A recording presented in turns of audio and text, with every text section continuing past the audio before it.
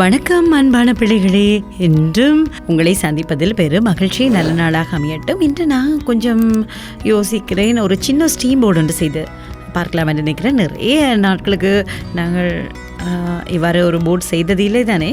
இப்போ மழைக்காலத்தில் இப்படி செய்திருந்தால் நாங்கள் தண்ணீரில் விளையாடலாம். இனி நாங்கள் கடதாசி எடுத்து உடனே செய்ய ஆரம்பிப்போம். இதோ நான் இதற்கு 17 சென்டிமீட்டர் நீளம் அகலம் கொண்ட கடதாசி எடுத்திருக்கிறேன். பாருங்கள், இது எப்படி இரண்டாக வளமை போல் நாங்கள் மடித்தெடுத்து கொள்ள வேண்டும். அதன் பிறகு மற்ற பகுதியையும் ஒரு முக்கோணம் வரக்கூடிய மாதிரி இப்படி மடித்தெடுத்து, நல்ல பக்கம் இருக்கிறது தானே, இதோ உள்பக்கம் வெளியாக இருப்பது தான் உட்பக்கம், அதை ஞாபகம் வைத்துக்கொண்டு இதோ இதே மேல் பக்கத்தை இப்படி உள்நோக்கி இப்படி மடித்து மீண்டும் வெளிப்பக்கமாக நாங்கள் மடித்து இந்த இடத்துலையும் ஒரு சின்ன ஒரு முக்கோணம் வரக்கூடிய மாதிரி உட்பக்கமாக மடித்து, இப்போ இதை அப்படியே நாங்கள் இரண்டாக மடிக்க வேணும். இது பாருங்க. இனி அதை மற்ற பக்கம் திருப்பி அதிலும் இந்த பாருங்க.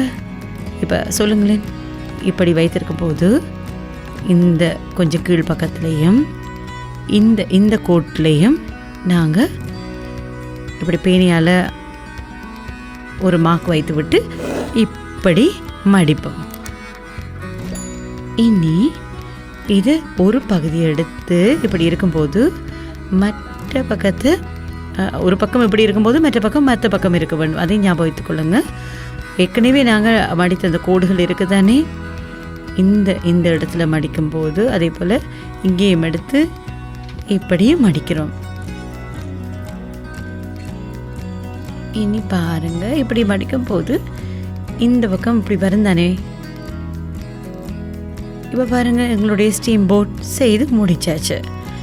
எவ்வளவு இலகுவாக இருக்கும். அதாவது இந்த கோடுகள் சரியாக இருந்தால் இன்னும் கொஞ்சம் அழகாக்கி நாங்கள் இது செய்யலாம். இன்னும் அழகாக்க வேண்டும் என்று சொன்னால் இப்படி சின்ன சின்ன சதுரங்களாக நாங்கள் இப்படி வரைந்து கொள்ளலாம்.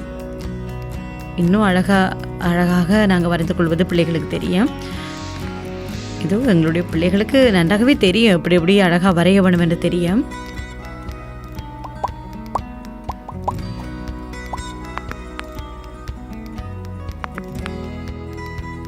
இதோ கண்டிப்பாக நீங்கள் செய்து பாருங்கள். இதே போல் இன்னும் ஒரு கைவேலியோடு நாங்கள் சந்திப்போம். இனி மீண்டும் சந்திப்போம் பிள்ளைகளே.